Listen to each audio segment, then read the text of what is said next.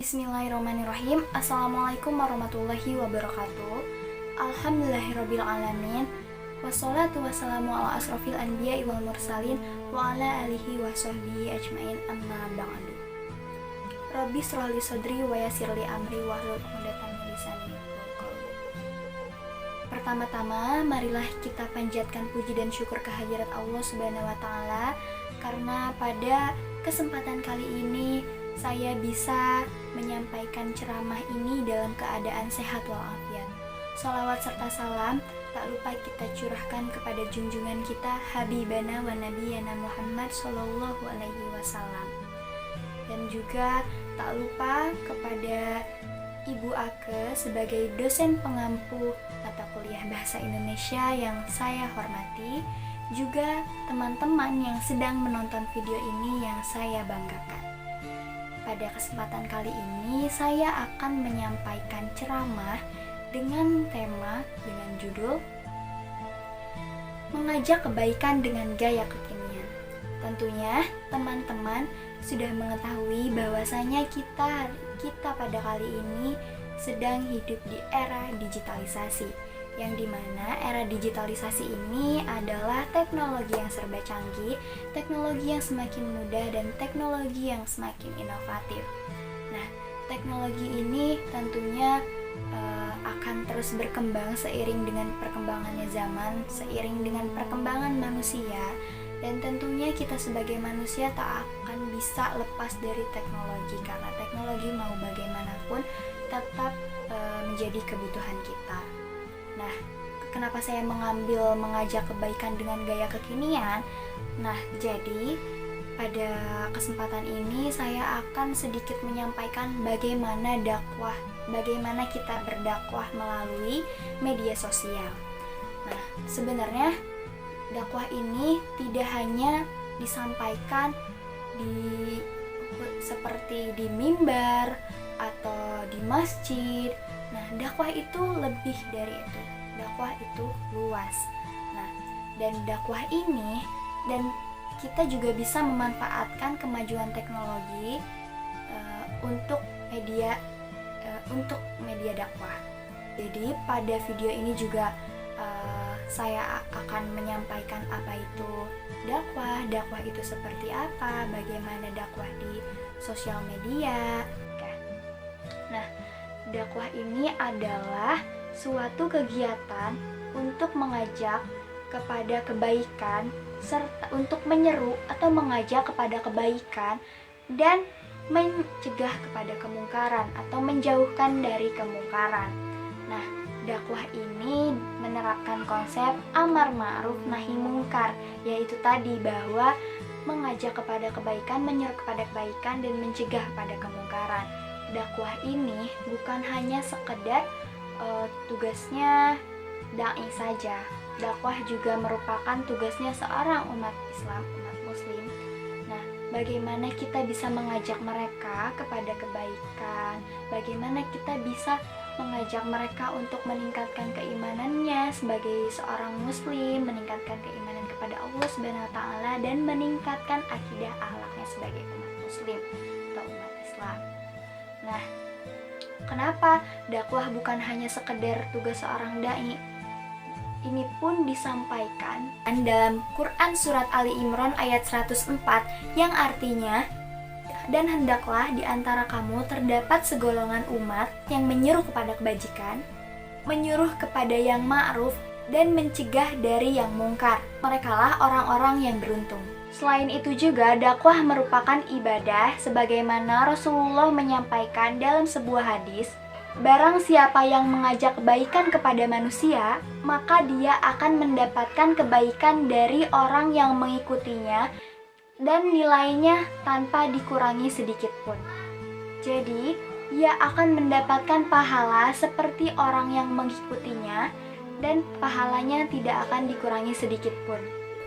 Pada hadis tersebut, Rasulullah ingin memotivasi kita sebagai umat Islam untuk selalu berlomba-lomba dalam amar ma'ruf nahi mungkar.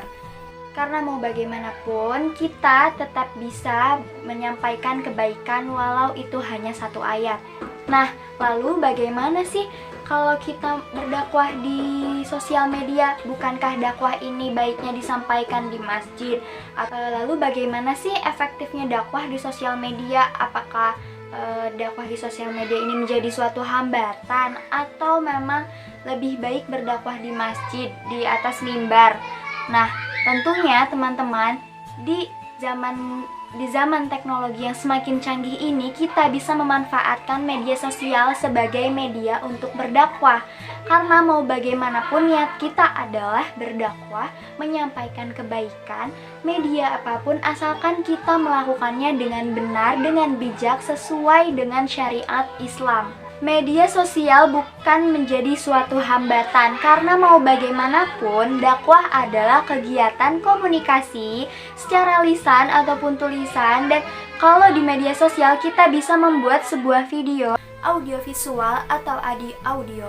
Nah teman-teman, mau bagaimanapun dakwah adalah sebagai kegiatan keagamaan yang harus siap menghadapi perkembangan zaman dan juga teknologi.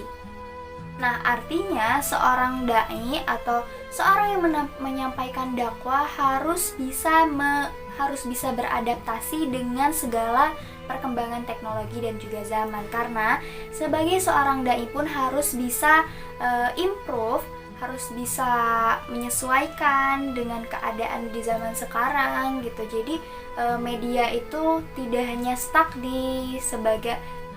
stuck berdakwah di mimbar ataupun di masjid, seperti itu teman-teman. Media sosial pun adalah suatu media yang bisa dipakai oleh seorang dai untuk menyampaikan dakwahnya.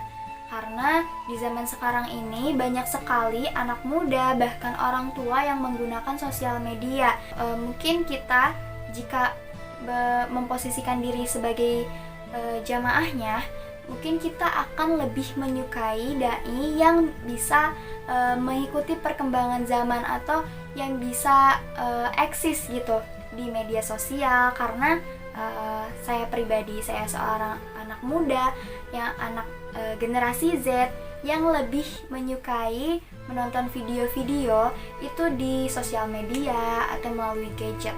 Salah satunya kita bisa melihat bahwa di sosial media ini sudah banyak ustadz-ustadz yang atau dai-daiyah yang sudah merambah ke sosial media YouTube, Instagram, TikTok untuk menyampaikan dakwahnya. Nah, ini tuh salah satu bukti dari bahwa seorang dai dan daiyah harus bisa berimprovisasi, memanfaatkan medianya di era digitalisasi ini. Salah satunya adalah Ustadz Adi Hidayat. Mungkin kita bisa mengetahui bahwa Ustadz Adi Hidayat ini bukanlah generasi Z. Kita bisa melihat bahwa Ustadz Adi Hidayat ini sudah senior, namun ia bisa tetap eksis melalui media sosial itu tadi. Nah, ini adalah bukti dari seorang ustadz yang senior bisa memanfaatkan media. Nah, artinya beliau bisa berimprovisasi, memanfaatkan media ini dengan baik. Nah, asalkan kita tetap bisa mengelolanya dengan baik, dalam artian kita tetap menggunakan media sosial sebagai media dakwah ini adalah diniatkan hanya semata-mata karena Allah Subhanahu wa taala, bukan hanya ingin dilihat oleh followers kita di sosial media, tapi memang itu niat yang tulus karena Allah, ikhlas. Nah, untuk menyampaikan dakwah pun kita harus bijak, harus mengelolanya dengan baik, dengan strategi yang baik, menyampaikan dengan baik agar bisa diterima oleh umat dengan baik, oleh audiens ataupun oleh followers kalau di sosial media. Dan yang paling penting adalah sampaikanlah kebaikan walau hanya satu ayat. Nah, baik teman-teman, mungkin itu saja yang bisa saya sampaikan, kurang lebihnya mohon maaf. Kesalahan ada pada diri sendiri dan kebenaran hanya karena Allah Subhanahu wa taala. Baik, terima kasih. Wabillahi taufiq wal hidayah. Wassalamualaikum warahmatullahi wabarakatuh.